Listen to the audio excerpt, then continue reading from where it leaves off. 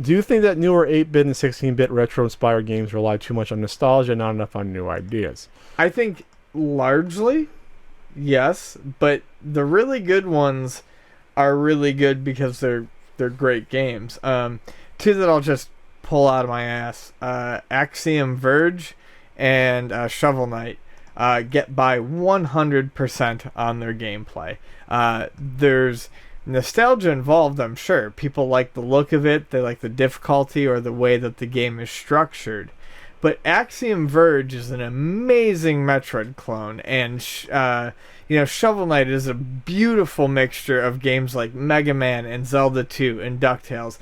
And those games aren't leaning on the graphics at all. They're probably leaning on the fact that, hey, we have a great idea and we can program this, but 8-bit graphics are going to be easier for us to do. Sure. Well, that 16-bit, 8-bit halfway point that they try to go for. Right. And that's not to insult pixel artists at all. Oh, no. But it's just to say, instead of learning how to do these high-end 3D graphics, they can do this 2D stuff. And I hate to say it, I think it's more challenging to come up with interesting gameplay for a 2D game versus something that's 3D. Why do you hate to say that? That's perfectly fine. That's a perfectly valid statement. You're more limited in terms of perspective. You're more limited what you can usually interact with. So I mean, of course, nostalgia is going to get you there. So I think I'm more impressed by these games that like something like a Super Meat Boy on paper. It's like, okay, you just got to get from one end to the other.